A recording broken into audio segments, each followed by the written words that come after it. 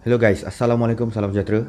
Untuk video kali ni aku nak kongsikan dengan korang situasi-situasi di mana kita perlu beli handphone tu sama ada cash atau hutang.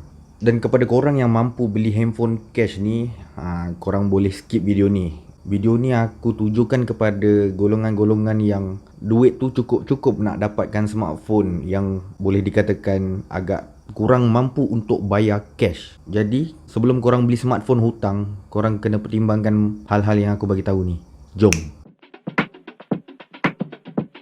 Okey, semestinya kalau kita nak hutang handphone, pastinya disebabkan ada dua sebab. Salah satunya tak ada duit yang secukupnya untuk dapatkan cash, dan kedua ada golongan yang tak sanggup untuk bayar beribu semata-mata untuk handphone. Jadi bila dia bayar secara hutang, dia tak nampak duit tu tau. Jadi dia tak rasa rugi. Okey, sebelum tu aku kena bagi tahu kalau korang nak beli handphone hutang mesti ada interest. Kecuali daripada telco.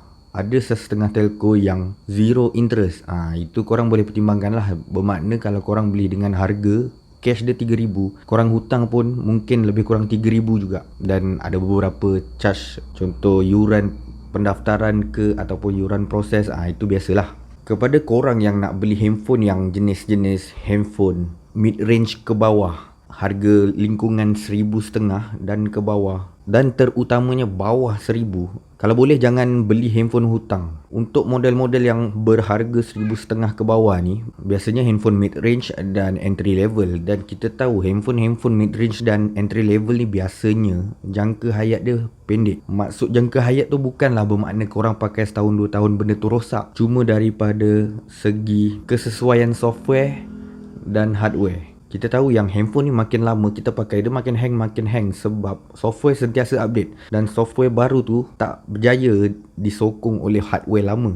Jadi untuk beli handphone hutang, elakkan beli handphone yang berharga lebih kurang 1,500 ke bawah. Kemudian kepada yang nak beli handphone berharga 1,500 dan ke atas, kalau korang beli secara hutang sehingga tempoh lebih kurang 5 tahun, itu adalah satu pembaziran dan satu benda yang sangat-sangat tak berbaloi bagi aku. Sebab apa? Kalau korang boleh kira, interest dia selama 5 tahun memang sangat tinggi. Aku pernah buat kira-kira dululah, ada satu produk tu berharga lebih kurang 2,000 lebih. Bila kita beli hutang installment selama 5 tahun, benda tu menjadi lebih kurang hingga 6,000. Jadi korang nampak kat situ harganya lebih kurang 2.5 kali ganda lagi mahal. Jadi kalau korang boleh kira macam tu, korang nampak ianya satu pembaziran dan sangat-sangat tak berbaloi. Satu teknik untuk hutang handphone yang berharga 1,500 ke atas ni, korang boleh cuba teknik ni kalau betul-betul tak mampu nak bayar cash lah. Korang beli dan ikat tempoh selama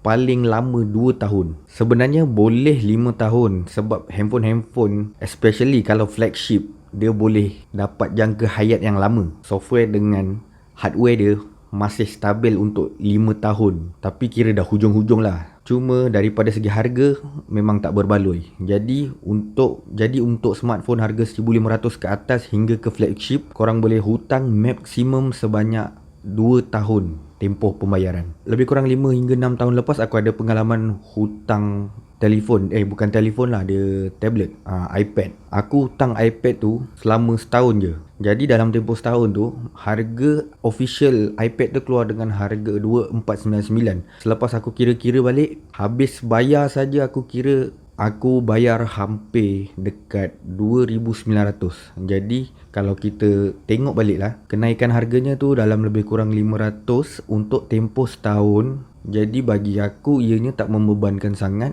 dan ianya berbaloi, tak mahal sangat. Tapi aku ada seorang kawan yang sama-sama beli hutang juga, produk yang sama juga, harganya pun sama, tapi dia hutang dalam tempoh yang lama sehingga 5 tahun.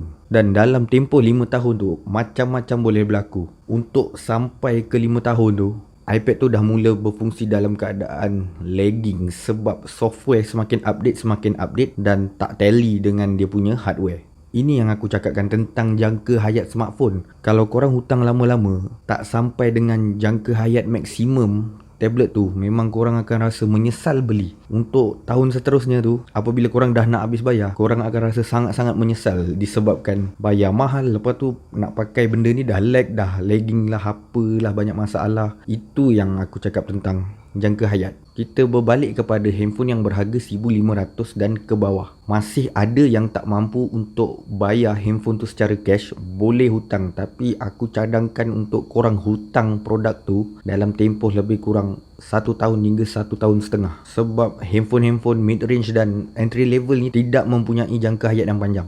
So, pilihan pertama untuk mid-range dan entry level, kalau boleh beli cash. Dapatkan cash, jangan hutang. Kalau masih tak mampu juga, cuba dapatkan hutang tapi dengan tempoh jangka masa yang sangat pendek, setahun hingga setahun setengah. Manakala untuk 1,500 dan ke atas hingga ke flagship, jangan hutang sehingga 5 tahun. Dapatkan tempoh jangka masa yang agak-agak paling maksimum pun 2 tahun setengah. Lagi better kalau korang boleh dapatkan dalam tempoh 2 tahun. Okey, dan nasihat terakhir, pastikan jumlah komitmen bulanan tu korang mampu dan tidak membebankan. Kalau membebankan, baik tak payah beli. Baik korang pakai je handphone yang ada tu daripada korang kena bayar sesuatu yang membebankan, dan bila korang tak bayar, korang jadi blacklist kat situ. So, itu nasihat terakhir aku. So guys, korang rasa nak beli handphone hutang ke, cash ke, mana yang best, mana yang mudah, mana yang senang? Consider to subscribe, like kalau suka, share kalau berguna. See you guys on my next video. Bye.